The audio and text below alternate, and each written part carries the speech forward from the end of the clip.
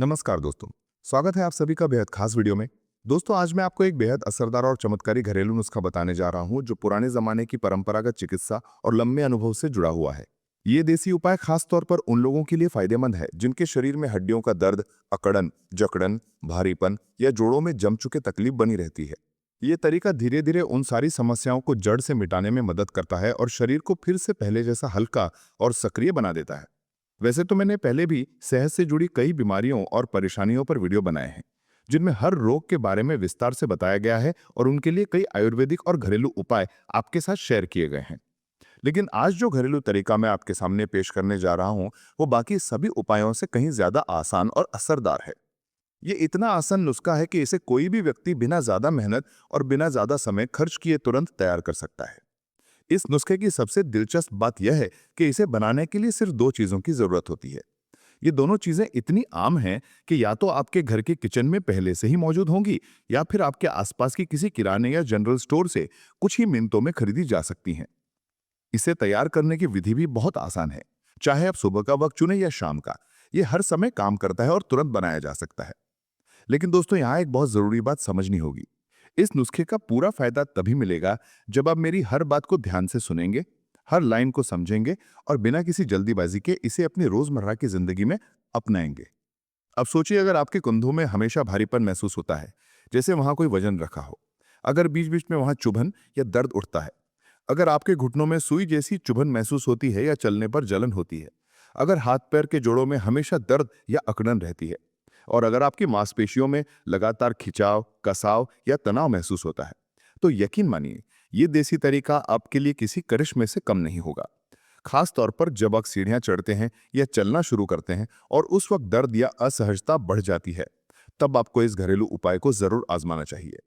देखिए दोस्तों, हमारे शरीर के अंदर जब भी दो हड्डियां मिलती हैं, वहां एक जोड़ यानी जॉइंट बनता है। उस जोड़ के बीच में एक नरम परत होती है जो कुशन की तरह काम करती है। आम भाषा में इसे कुशन कहा जाता है, लेकिन मेडिकल भाषा में इसे कार्टिलेज कहते हैं। ये कार्टिलेज दोनों हड्डियों को आपस में रगड़ने से बचाता है और मूवमेंट यानी चलने फिरने को आसान बनाता है। लेकिन जैसे जैसे उम्र बढ़ती है या शरीर अंदर से कमजोर होने लगता है, ये कार्टिलेज धीरे धीरे घिसने लगता है। कई बार ये परत पूरी तरह खत्म हो जाती है। जब ये कुशन जैसी परत खत्म होती है, तब दोनों हड्डियां आपस में सीधी टकराती हैं और यही वजह है कि घुटनों, कंधों या किसी भी जोड़ में तेज दर्द, सूजन और परेशानी शुरू हो जाती है। बहुत से लोग बताते हैं कि उन्हें घुटनों में सुई जैसी चुभन होती है, कंधे अकड़ जाते हैं और उंगलियां भी आसानी से नहीं मुड़ती।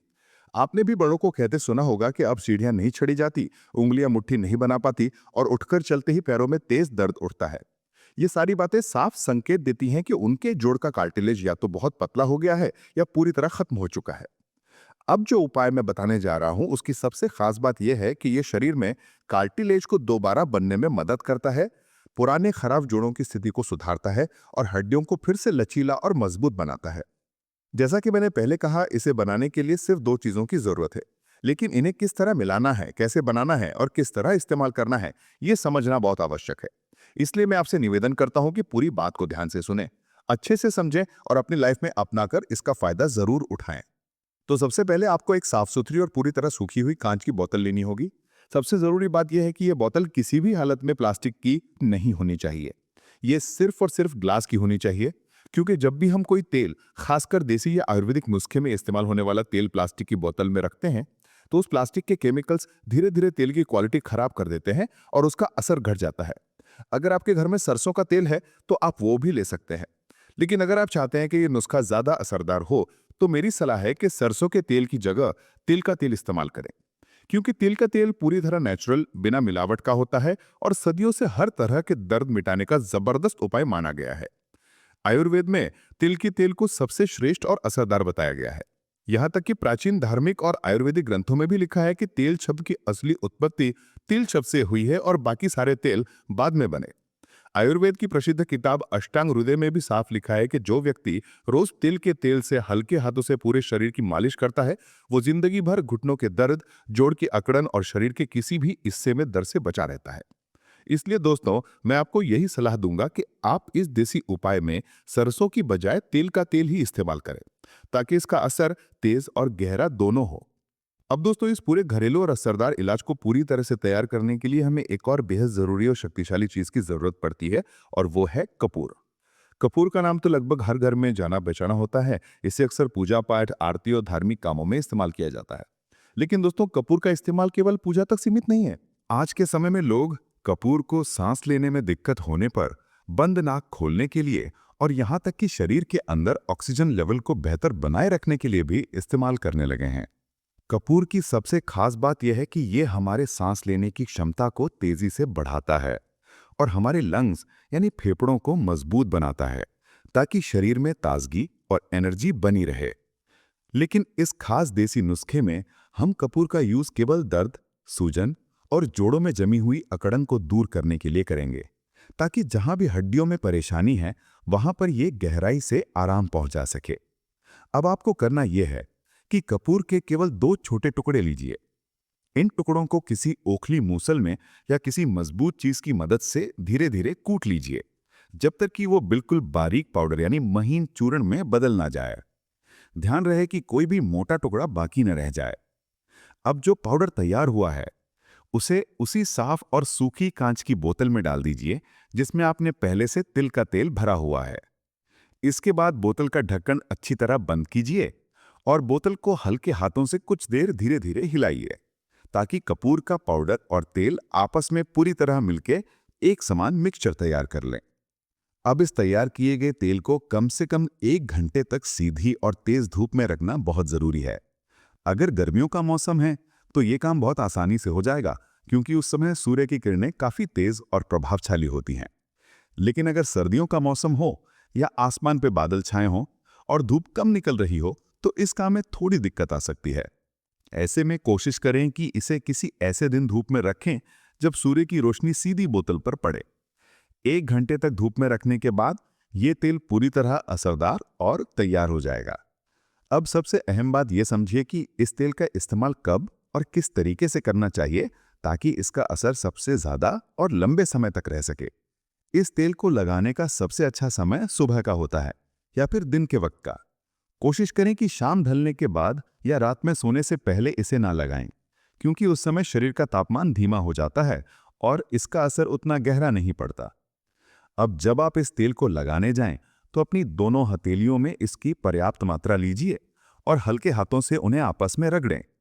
जब हथेलियों में हल्की गर्माहट महसूस होने लगे तब इस तेल को उस हिस्से पर लगाना शुरू करें जहां दर्द, सूजन या अकड़न महसूस हो रही है। आप इस तेल को घुटनों, कंधों, कमर, पीठ या किसी भी जोड़ पर लगा सकते हैं, लेकिन ध्यान रहे कि मालिश हमेशा हल्के हाथों से करनी है, जोर जोर से नहीं। ये तेल धीरे धीरे अंदर तक जाकर असर दिखाना शुरू करता है। जितना आसान इसे बनाना है उतना ही गहरा और टिकाऊ असर ये देता है। अब अगर आप चाहते हैं कि इस तेल की ताकत लंबे समय तक बनी रहे तो जरूरी है कि आप हर दिन इस बोतल को कम से कम आधे घंटे तक धूप में रखें। आधा घंटा पूरा होने के बाद बोतल को वापस घर के अंदर रख दें। इस तरीके से जब ये तेल रोज सूर्य की किरणों से ऊर्जा लेता है तो इसमें सूर्य चिकित्सा यानी सन थेरेपी का गुण आ जाता है। इससे इसकी औषधीय शक्ति और भी बढ़ जाती है और ये शरीर में जाकर तेजी से काम करने लगता है।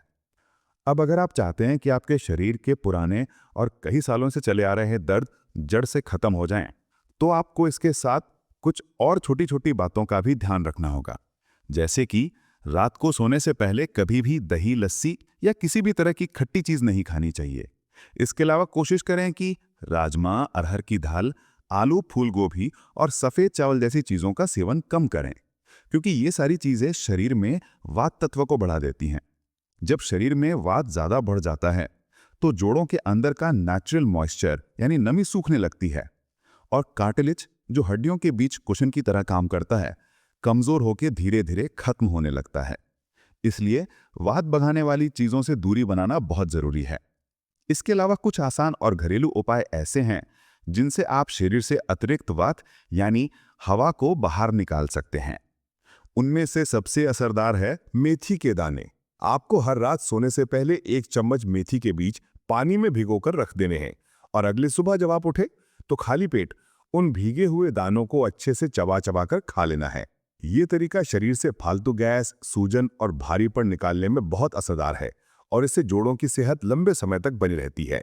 इसके साथ ही एक बहुत आसान लेकिन शक्तिशाली योगासन है, पवन मुक्त आसन। अगर आप इस आसन को रोज 1 या 2 बार आराम से करते हैं तो शरीर में जमा हुई अतिरिक्त हवा बाहर निकल जाती है, पेट हल्का महसूस होता है और जोड़ों का दर्द धीरे धीरे कम होने लगता है।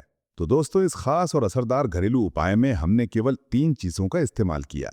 पहला तिल का तेल, दूसरा कपूर और तीसरा मेथी के दाने। अगर आप इन तीनों चीजों को ठीक उसी तरीके से अपनाएंगे जैसा बताया गया है और इसे रोज नियम से करेंगे तो आप अपने शरीर के सबसे पुराने, जिद्दी और सालों पुराने दर्द से भी पूरी तरह छुटकारा पा सकते हैं और एक हेल्दी, एनर्जेटिक और बिना दर्द वाली जिंदगी जी सकते हैं। अगर आपको यह वीडियो उपयोगी लगा हो तो इसे जरूर लाइक करें, अपने दोस्तों और परिवार के साथ शेयर करें और हमारे चैनल को सब्सक्राइब करना ना भूलें